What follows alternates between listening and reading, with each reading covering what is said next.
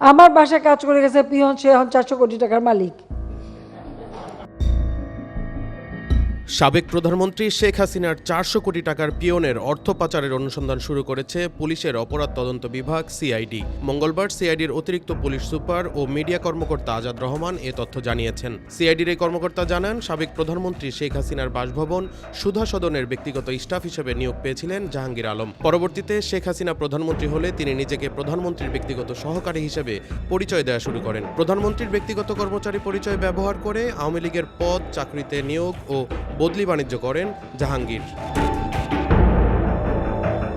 বাগিয়েছেন নোয়াখালীর চাটখিল উপজেলা আওয়ামী লীগের সহসভাপতির পদ, গড়েছেন কোটি টাকার অবৈধ সম্পদ। প্রধানমন্ত্রীর ব্যক্তিগত কর্মচারী পরিচয় ব্যবহার করে প্রতারণার মাধ্যমে তিনি অন্তত 400 কোটি টাকা সহ গাড়ি বাড়ির মালিক হয়েছেন। এছাড়া গত দ্বাদশ জাতীয় সংসদ নির্বাচনেও তিনি নোয়াখালী 1 আসন থেকে নির্বাচনে অংশ নিতে মনোনয়নপত্র জমা দিয়েছিলেন। জাহাঙ্গীরের স্ত্রী কামরুন নাহারের নামে রয়েছে 7 কোটি 30 লাখ টাকার সম্পদ, যার মধ্যে ধানমন্ডিতে 2360 বর্গফুটের একটি ফ্ল্যাট, একটি গাড়ি।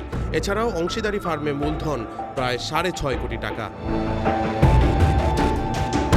ব্যাংকে ডিপিএস সহ রয়েছে প্রায় অর্ধ কোটি টাকা। জাহাঙ্গীরের নিজের নামে তার এলাকায় 4 কোটি টাকার জমি, মোহাম্মদপুর ও নিউ মার্কেটে 2টি দোকান, মিরপুরে 7তলা ভবন ও 2টি ফ্ল্যাট, গ্রামের বাড়িতে 1তলা ভবন এবং চাটখিলে পৈতৃক ভিটায় 4তলা বাড়ি রয়েছে।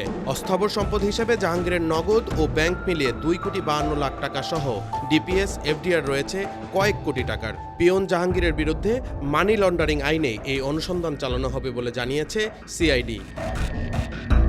Naufel Hasan Mahbiz, Metro TV.